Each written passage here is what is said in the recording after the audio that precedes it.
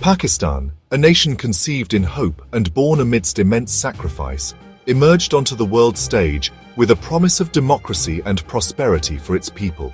Yet, from its inception, the nation has often been defined by periods of intense turmoil, a recurring theme in its complex narrative. The specter of military coups, seizing power and disrupting the democratic process, became a haunting reality. Political assassinations, acts of violence that shook the very foundations of the country, cast a long shadow. This led to widespread instability, hindering progress and creating an environment of uncertainty for generations of Pakistanis. Into this maelstrom of chaos and uncertainty stepped Benazir Bhutto, a figure destined to leave an indelible mark on the nation's history. She was a woman who would rise to become the first female leader, a beacon of hope of a Muslim nation, shattering glass ceilings and defying expectations. Her life was a paradox, a tapestry woven with threads of privilege and profound hardship. Raised in the lap of privilege, surrounded by wealth and influence, yet her destiny was forever marked by tragedy, the execution of her father, and the subsequent years of struggle against a repressive regime. She walked the hallowed halls of Harvard and the prestigious quads of Oxford, but also endured the harsh realities of prison and relentless political persecution for her beliefs and aspirations. Benazir became a powerful symbol of modernity and progress in a deeply conservative society grappling with tradition and change, challenging the status quo at every turn. She embodied both Pakistan's fervent dreams of a brighter future and its persistent struggles with poverty, inequality, and social injustice. She fearlessly fought against entrenched military power, a force that had long dominated the nation's political landscape. She stood firm against the rising tide of religious extremism and confronted the pervasive corruption that plagued the country's institutions, never claiming sainthood or perfection, but always displaying a fierce determination to fight for what she believed in, even in the face of overwhelming odds. Her legacy remains a subject of intense debate and scrutiny. Was she a savior who could have transformed Pakistan, or simply a product of the very system she sought to change? Regardless of the answer, her impact on Pakistan is undeniable and far-reaching. In a land where the voices of dissent are often silenced and marginalized, hers rang out with unwavering conviction as a powerful call for a different Pakistan, a nation where democracy, equality, and justice would prevail. Born into Pakistan's political elite, Benazir Bhutto's early life was one of privilege and promise. She was raised in a world of power, influence, and immense wealth, a scion of one of the country's most prominent political families. Benazir Bhutto was groomed for leadership from a very young age. Her upbringing was carefully orchestrated to prepare her for a future in the political arena. This was primarily by her father, Zulfikar Ali Bhutto, a charismatic and influential figure who cast a long shadow over Pakistani politics. He instilled in her a sense of duty and a passion for public service. He was the founder of the Pakistan People's Party, a political force that aimed to bring social and economic justice to the masses. Her education at Harvard and Oxford was not just a matter of academic pursuit, it was both a privilege and a preparation, meticulously designed to equip her with the knowledge and skills necessary to navigate the complex world of politics and governance. This was all in preparation for the turbulent world of Pakistani politics, a landscape often marked by instability and upheaval. At Oxford, she distinguished herself, becoming the first Asian woman to lead the Union, a prestigious debating society. This experience honed her public speaking abilities and sharpened her skills for the political battles ahead, teaching her how to articulate her ideas and defend her positions with conviction. But her golden years ended abruptly in 1977, a year that would forever alter the course of her life and the destiny of Pakistan. This was when her father's government was overthrown in a military coup, a seismic event that plunged the nation into turmoil. The coup was led by General Zia-ul-Haq, a figure who would become synonymous with authoritarian rule in Pakistan. Zulfikar was executed after a sham trial, a travesty of justice that sent shockwaves throughout the country and the international community. This plunged Benazir into deep grief and placed her under house arrest, effectively silencing her voice and restricting her movements. The trauma of her father's death was a watershed moment, transforming her from a privileged student, enjoying the comforts and opportunities afforded by her family's status, into a determined revolutionary, fueled by a burning desire to avenge her father's death and restore democracy to Pakistan. She endured imprisonment and isolation, facing harsh conditions and relentless pressure from the military regime. Despite these challenges, she emerged as the new leader, a beacon of hope for those yearning for freedom and justice. She took the helm of her father's outlawed party, galvanizing its supporters and inspiring a new generation of activists. Her struggle was no longer theoretical. It was no longer confined to the halls of academia or the drawing rooms of the elite. Instead, it was a very real and dangerous fight for justice and democracy, a battle against a powerful and ruthless military dictatorship. The privileged daughter had become, against all odds, the face of resistance, a symbol of defiance in the face of oppression. Her journey from comfort to confinement, from a life of ease to one of hardship and sacrifice, indelibly forged her political identity, shaping her into the leader she was destined to become. Benazir's resolve was now unbreakable, tempered by adversity and strengthened by her unwavering commitment to her cause. The student had become a revolutionary, ready to challenge the status quo and fight for a better future for her country. Her destiny was set, and she was prepared to face whatever challenges lay ahead. Oxford was where Benazir Bhutto found her political voice, mastering debate and leadership. Her father's letters from Pakistan were both guidance and a reminder of her legacy. He saw her as his political heir, urging her to understand both Western thought and Islamic history. The coup that toppled her father shattered her academic world, forcing her back to a Pakistan ruled by dictatorship. Years of house arrest and solitary confinement hardened her resolve. Her father's execution became a rallying cry, transforming her into a symbol of resistance.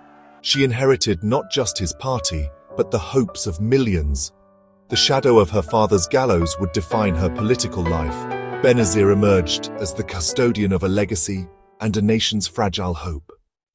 The death of General Zia in 1988 opened the door for Benazir Bhutto's return. Greeted by massive crowds, she became the first female prime minister of a Muslim-majority country at just 35. Her early days were filled with hope, releasing political prisoners, restoring press freedoms, and championing women's rights. On the world stage, she shattered stereotypes, but at home, the military and old guard resisted her authority. Power struggles with the president and military limited her reforms. Accusations of corruption and administrative failures mounted. Economic woes and political intrigue overshadowed her ideals. After just 20 months, her government was dismissed in a constitutional coup. The promise of a new dawn faded quickly. Democracy in Pakistan remained fragile. Undeterred by her dismissal, Benazir Bhutto fought back, becoming a fierce opposition leader. The 1990s saw a bitter rivalry between Bhutto and Nawaz Sharif destabilizing Pakistan's democracy. In 1993, she returned as prime minister, but old challenges resurfaced. Corruption allegations intensified, especially against her husband. Asif Ali Zardari scandals, real or fabricated, eroded her credibility and political capital. Religious extremism and violence surged while her government struggled to respond. The mysterious death of her brother, Murtaza, deepened the crisis. In 1996, her own president dismissed her government on charges of corruption and abuse. Her second term ended in turmoil. The cycle of hope and disappointment continued. After her second dismissal, Benazir Bhutto went into exile, facing corruption charges and political isolation. From London and Dubai, she led her party and remained a vocal advocate for democracy. Pakistan fell under military rule again, this time under General Musharraf. Bhutto positioned herself as a moderate alternative to both dictatorship and extremism. The post-9/11 world made Pakistan strategically vital, and Bhutto leveraged this to negotiate her return. A controversial amnesty deal paved the way for her comeback. For Bhutto, it was a necessary compromise. For Musharraf, a desperate move. The stage was set for her return. The long exile was ending. Pakistan was bracing for change. On October 18, 2007, Benazir Bhutto returned to Karachi after 8 years in exile. Her arrival sparked massive celebrations, but also carried a sense of dread. Militant groups had threatened her life. As her convoy moved through jubilant crowds, 2 explosions tore through the procession, killing over 180 people. Bhutto survived, but the attack was a brutal warning from extremists. She accused both militants and elements within the government of complicity. Despite the trauma, she pressed on, launching a bold campaign for the upcoming elections. She traveled the country, refusing to hide, even as threats mounted. Her courage inspired millions, but the danger was ever present. Each rally could be her last. The final confrontation was near. The stakes had never been higher. On December 27, 2007, a date etched in the collective memory of Pakistan, in Rawalpindi, the very city where her father, Zulfikar Ali Bhutto, had been executed years prior. A chilling sense of history repeating itself hung heavy in the air. Benazir Bhutto, a towering figure in Pakistani politics, was assassinated in a brutal act of violence. The assassination occurred after she addressed a spirited and hopeful rally, filled with supporters eager for change. As she waved to the enthusiastic supporters who had gathered to see her, a symbol of hope and progress, from her armored vehicle, a gunman lurking in the shadows opened fire with deadly precision, and moments later, a suicide bomber detonated his explosives, unleashing chaos and destruction. Bhutto was critically and fatally wounded in the attack, her life slipping away amidst the carnage. In the wake of the explosion, chaos erupted as people scattered in panic and confusion, the scene a horrifying tableau of shattered hopes and broken dreams. Her death sent immediate and profound shockwaves across Pakistan and reverberated around the world, a stark reminder of the fragility of peace and democracy. The nation was plunged into deep grief and widespread rage, as citizens mourned the loss of a leader who had promised a brighter future. Riots broke out in cities across the country, fueled by anger and despair. The fragile hope for a stable and thriving democracy seemed to vanish, replaced by uncertainty and fear. The government, in its immediate response, placed the blame squarely on militant groups operating within the region. However, many suspected that the truth was far more complex, pointing to deeper conspiracies and hidden agendas. Her funeral became a massive outpouring of grief, drawing hundreds of thousands of mourners from all walks of life. They gathered to mourn not just a person, but the end of an era and the fading of a dream. Benazir was laid to rest in the family mausoleum beside her father, Zulfikar Ali Bhutto, their legacies intertwined in the history of Pakistan. This event closed a particularly tragic and violent chapter in Pakistan's already turbulent history, leaving a scar on the nation's soul. Her assassination was far more than a personal loss for her family and supporters. It was a direct and brutal attack on the very dream of a progressive and democratic future. It was an assault on the foundations of a democratic Pakistan, a nation struggling to find its way. The nation was left deeply scarred, grappling with uncertainty and the daunting task of rebuilding its shattered hopes. December 27, 2007, became known as the day hope died, a day that would forever be etched in the annals of Pakistani history. It became a defining moment, shaping the political consciousness and future aspirations of an entire generation of Pakistanis. From that day forward, her legacy would be written not only in history books, but also in the collective memory of a nation, transformed into both a myth and a lasting memorial. Benazir Bhutto's legacy remains fiercely debated. Critics see her as part of Pakistan's corrupt dynastic politics. Supporters hail her as a trailblazer for women and democracy. She shattered barriers, inspiring millions, especially women, across the Muslim world. Her courage in the face of dictatorship and extremism made her a symbol of resilience. Despite her flaws and failures, she kept the dream of democracy alive during Pakistan's darkest hours.